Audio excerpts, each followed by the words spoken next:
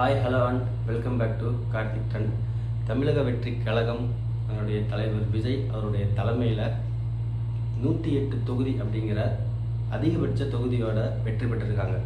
So அப்படி அவங்க அதிகபட்சமாக வெற்றி பெற்றிருந்தாலும் அவங்களால ஆட்சி அமைக்க முடியுமா, ஆட்சி அமைஞ்சாலும் அது கலையுமா, ஃபஸ்ட்டு இவங்க ஆட்சி அமைக்கிறதுக்கு 108ல் இருந்து இன்னும் 10 தொகுதி கூட்டணி கிடைக்குமா, அப்படி கிடைச்சாலும் அந்த ஆட்சி நிலைக்குமா அப்படிங்கிறத பற்றிலாம் நம்ம பார்ப்போம். அதோட விஜய் அவர்கள் ஜெயிச்சதே சில பேர்த்தால நம்ப முடியல.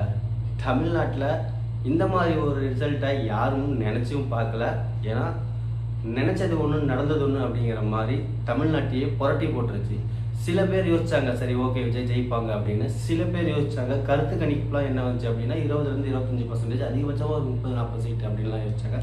பட் அதையும் தாண்டி மக்களை ஆச்சரியப்படுற அளவுக்கு இருக்கிற இந்த ரிசல்ட்டை பற்றியும், ஸோ அவர் ஆட்சி அமைக்க முடியுமா அப்படிங்கிறத பற்றியும் நம்ம இந்த வீடியோவில் பார்க்க போகிறோம். ஸோ வீடியோக்குள்ளே போகலாம் வாங்க.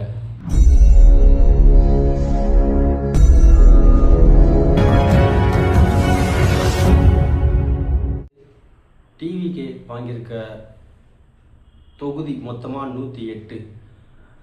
234 தொகுதியில் பெரும்பான்மை இது அப்படின்னு எந்த நம்பர் அப்படின்னு கேட்டிங்கன்னா எல்லாத்துக்குமே தெரியும் 118.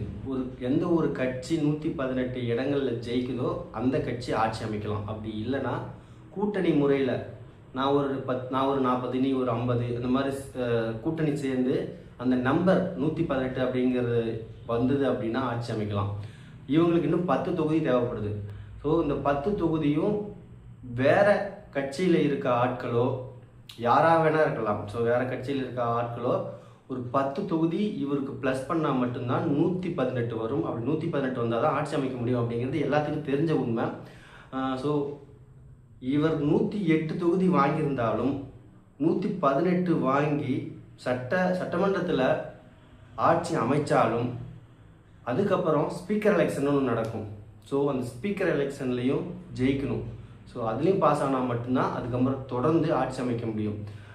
நடிகர் விஜய் டிவிகே அவருடைய கட்சி ஆட்சி அமைக்கிறது இதுதான் முதல் முறை.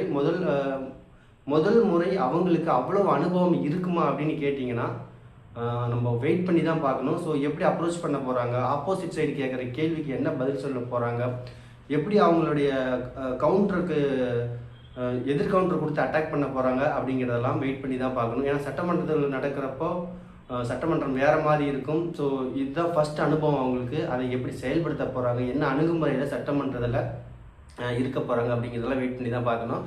அதே சமயம் நடிகர் விஜய் ஒரு நடிகராக இருந்து டிவிகே அப்படிங்கிற கட்சி ஆரம்பித்து ஃபஸ்ட்டு டைமே ஒரு அதிகபட்ச தொகுதியான 108 இடங்களில் ஜெயிச்சிருக்காரு. ஸோ இது சில பேர் நம்ப முடியல அப்படின்னாலும் இது உண்மை, ஏற்றுக்கிட்டாகணும். நிறைய பேர்த்தோட எண்ணம் எப்படி இருந்துச்சுன்னா நடிகர் விஜய் அவர்கள் வெளிப்படையாக பேசும் பொழுது, மக்கள் மத்தியில் பேசும் பொழுது சினிமாவில் நடிக்கிற மாதிரியானதான் அவருடைய ஆக்டிவிட்டிஸ் இருக்குது அப்படிங்கிற மாதிரி தான் இருந்துச்சு. அதை தாண்டி தன்னுடைய பேச்சில் ஒரு தெளிவான கொள்கை கிடையாது, தன்னுடைய பேச்சில் ஒரு தெளிவான கோட்பாடு கிடையாது, தன்னுடைய பேச்சில் ஒரு தெளிவான செயல்பாடு கிடையாது.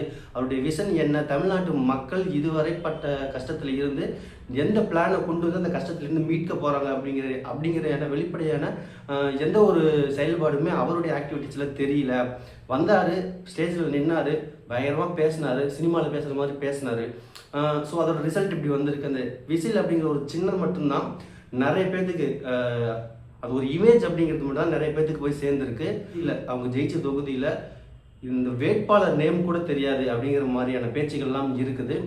ஸோ யோசிச்சு பார்த்தாலும் அது உண்மையாக கூட இருக்கலாம். இந்த மாதிரி பொதுவெளியில் பேசும்பொழுது பத்திரிகையாளர் நிறைய பேர்த்த பார்த்தீங்கன்னா பொதுவெளியில் பேசும் பொழுது பேசுகிற பேச்சில் தெளிவு இருக்கணும், என்ன சொல்ல வரோம் அப்படிங்கிறது மற்றவங்களுக்கு தெரியணும்.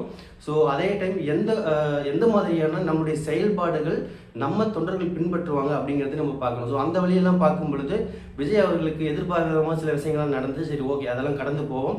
ஸோ இனி வரும் காலங்களில் அவர் என்ன பண்ண போகிறாரு, மக்களை எப்படி வழிநடத்த போகிறாரு, குறிப்பாக இளைஞர்களுக்கு எந்த மாதிரியான வழிநடத்துதல்களில் காட்ட போகிறாரு அப்படிங்கிறத நம்ம வெயிட் பண்ணி தான் பார்க்கணும். இதெல்லாம் தாண்டி நாம் தமிழர் கட்சியில் சீமான் அப்படிங்கிற ஒரு மனுஷன் நிறைய வீடியோலாம் போட்டு காட்டி தமிழ் தேசம் அப்படிங்கிற ஒரு கையில் எடுத்து தமிழக மக்கள் என்ன மாதிரியான அணுகுமுறைகள் இருக்குது என்கிட்ட அப்படிங்கிறத படம் போட்டு காட்டினார்.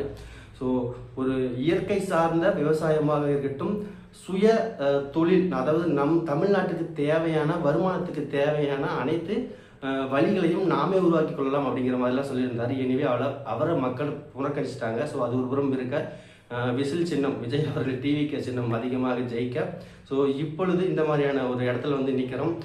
விஜய் அவர்கள் 108ல் இருந்து ஏடிஎம்கே கூட கூட்டணி போனார் அப்படின்னா அனுபவம் இருக்குது. அதே சமயம் இவர் புதுசாக வந்திருக்காங்க, ஜாயின் பண்ணுவாங்களான்னு தெரியாது. மேபி ஜாயின் பண்ணாங்கன்னா 108 விட அதிகமாக வந்துடும். ஸோ அப்படி இருக்கும் பொழுது அந்த ஆட்சி எப்படி இருக்கும் அப்படிங்கிறதையும் பார்க்கலாம்.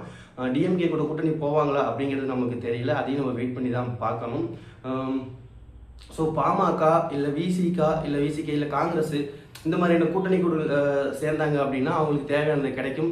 பட் அது எப்படி இருக்கும் அப்படிங்கிறது தெரியாது. ஏன்னா இப்போ 118ஓட இவங்க ஆட்சியில் இருக்காங்க அப்படின்னா ஆப்போசிட்டில் இருக்கவங்க பேசுறதுக்கு இவங்க ஈடு கொடுப்பாங்களா, அதுக்கான இதெல்லாம் நம்ம வெயிட் பண்ணி பார்க்கணும். அதே சமயம் அப்படி முடியல அப்படின்னா இந்த ஆட்சி ஒரு 6 மாதமோ 1 வருஷத்துலேயோ கலைஞ்சி கவர்னர் ஆட்சியின் கீழே போகிறதுக்கு வாய்ப்பு இருக்குது அப்படின்னு சொல்கிறாங்க. ஸோ இதுதான் இப்போ இருக்கக்கூடிய தமிழ்நாட்டுடைய நிலைமை. நான் உங்களை மீண்டும் அடுத்த வீட்டில் சந்திக்கிறேன். Tata bye by.